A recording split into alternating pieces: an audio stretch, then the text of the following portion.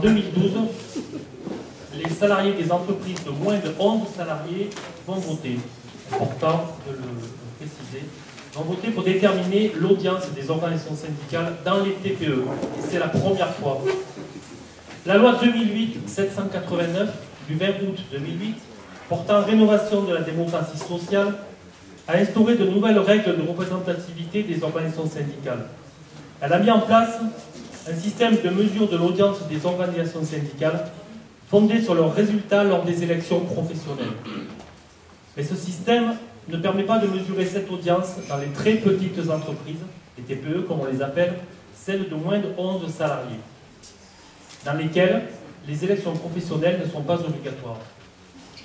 Pour intégrer ces TPE à la détermination de l'audience des syndicats au niveau interprofessionnel ou à celui des branches, la loi de 2008 prévoit l'organisation au niveau régional d'un scrutin tous les 4 ans. Il sera organisé par le ministère du Travail et non par les employeurs, qui, je le souligne, n'étaient pas du tout d'accord avec cette élection et ont décidé donc de ne pas s'y mettre dedans et au contraire d'essayer, on le verra d'ailleurs, je pense qu'on aura des bâtons dans les roues pour que ça se passe facilement.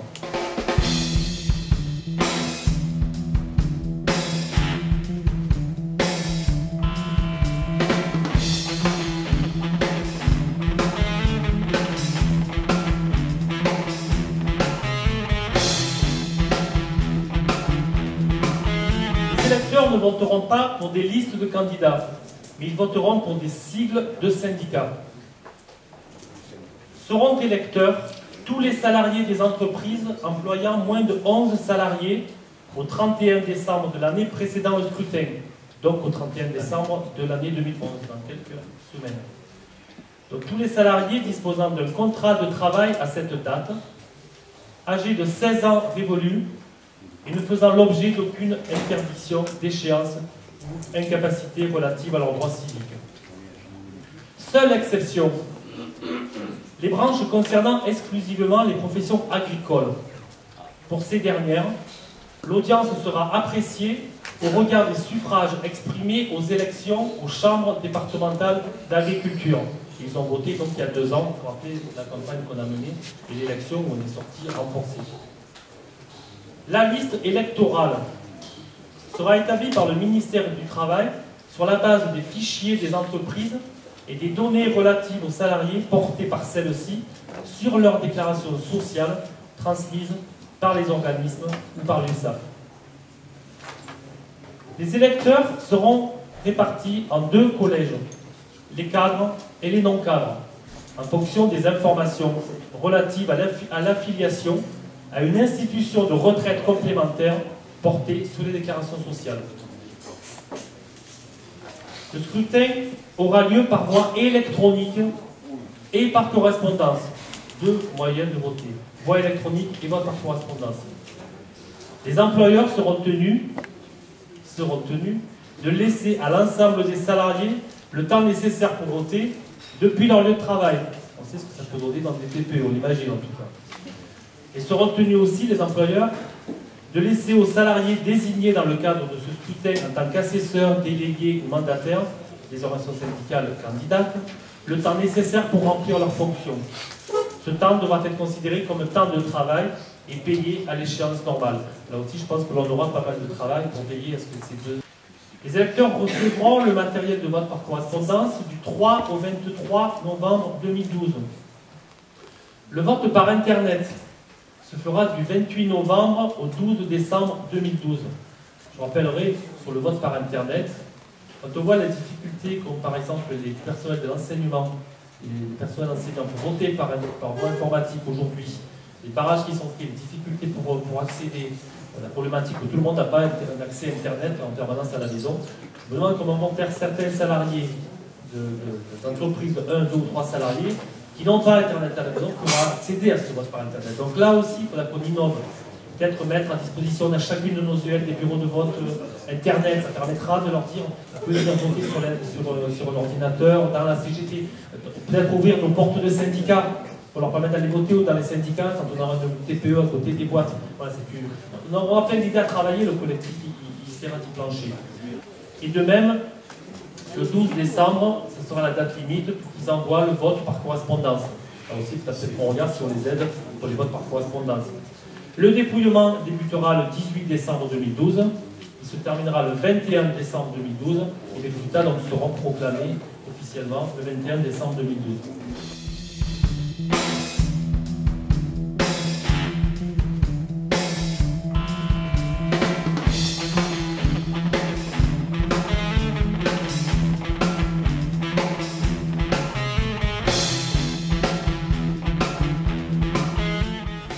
Qui va voter? Qui sont les salariés des TPE? Combien sont-ils et où sont-ils? Ils représentent plus de 20% du salariat en France. 85% des entreprises en France sont des TPE. Ils sont environ 4 millions de salariés concernés par cette élection. Ils n'ont jusqu'à présent ni élus, ni représentants pour les défendre. Les salariés des TPE représentent environ un quart du salariat privé.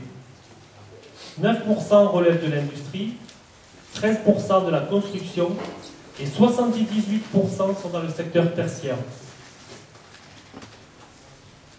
Les TPE emploient en moyenne 3 salariés. 30% d'entre elles n'emploient qu'un seul salarié. 20% emploient 2 salariés. Et un tiers de ces entreprises ont moins de 5 ans d'existence aujourd'hui. Ils sont donc plus de 4 millions, je viens de le dire, 44 000 en Vaucluse. En Vaucluse, ils représentent 32,5% des salariés du secteur privé. Je rappelle que les salariés du secteur privé en Vaucluse, c'est 127 000 salariés pour le privé. Donc en Vaucluse, une moyenne supérieure à la moyenne nationale. Parmi les salariés qui travaillent dans ces TPE, dans notre département, plus de 2 tiers, notre département qui est exactement le même chiffre qu'au niveau national, plus de 2 tiers sont des ouvriers ou des employés. 28% sont des ouvriers, 39% sont des employés et 12% sont cadres. 15% exercent des professions intermédiaires. C'est important de regarder ces chiffres-là quand on compare avec les autres entreprises. La part des ouvriers employés est d'environ 50%. La durée hebdomadaire moyenne de travail d'un salarié dans une TPE à temps complet est de 36,6 heures, soit 1 heure de plus que dans les entreprises de plus de 11 salariés. Les contrats à durée déterminée, les CDD, et les emplois à temps partiel sont plus largement répandus dans les TPE que dans les entreprises de taille plus importante. Quelques chiffres. En juin 2009, 14% des salariés des TPE ont un CDD et 26% sont à temps partiel. À la même date, dans les entreprises de plus de 11, on a seulement 7% de salariés en CDD et seulement 15% qui occupent un emploi à temps partiel. Ils sont donc beaucoup plus nombreux dans la précarité dans les TPE. À présent, une approche par famille, emploi privé lucratif, artisanat et économie sociale.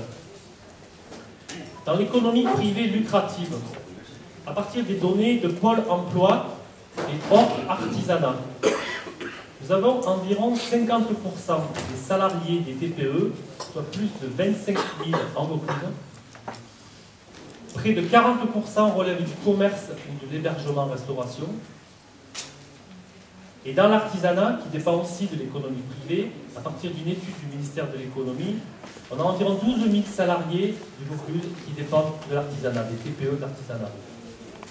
Ils sont répartis 40% dans le bâtiment, 32% dans les services, 17% dans la production et 11% dans l'alimentation. Deuxième champ, l'économie privée non lucrative. On a environ 3 000 salariés du Vaucluse dans les TPE, dans le secteur associatif, dans le secteur coopératif, dans les fondations et dans les mutuelles.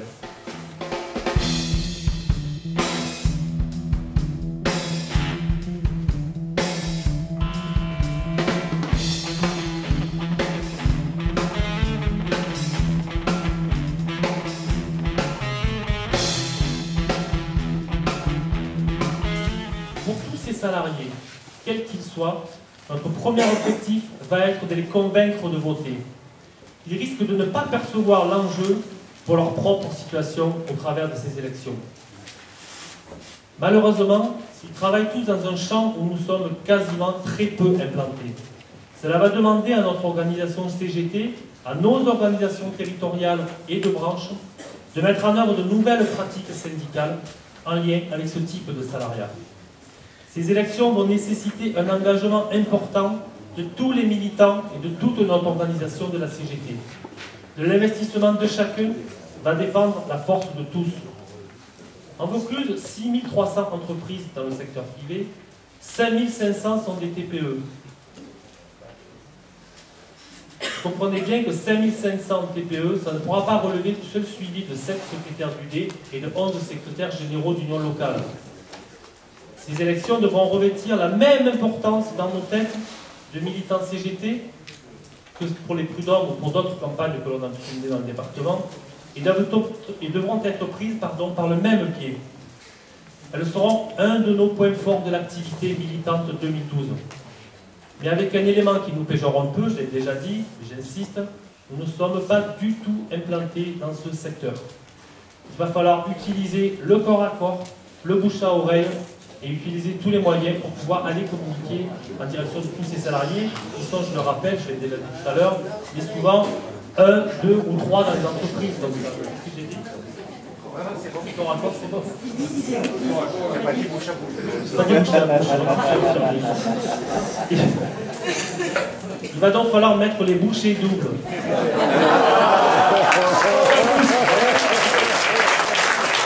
Donc, il va falloir mettre les bouchées doubles pour convaincre les salariés et faire voter massivement CGT pour gagner. Car la représentativité totale de la CGT sera calculée sur le cumul des élections dans les entreprises de plus de 11 salariés, les CE, les DP, que l'on fait à tour de bras toute l'année dans nos entreprises, cumulée aux élections dans les 3 fonctions publiques, la territoriale a voté il y a 2 ans, les 2 autres votent la semaine prochaine, plus les résultats dans les entreprises du secteur nationalisé, auxquels on viendra rajouter les résultats nationaux pour les entreprises donc de moins de 11 salariés.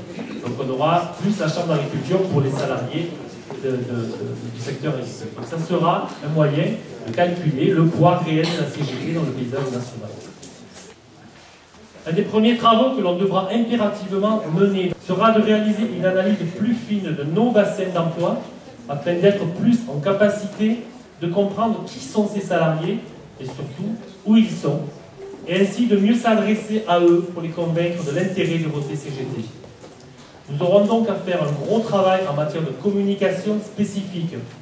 Il est bien évident que l'on ne communique pas avec des salariés qui sont 1, 2 ou 3 dans la boîte, comme on le fait au portail d'entreprise de 100, 200 ou 300 salariés.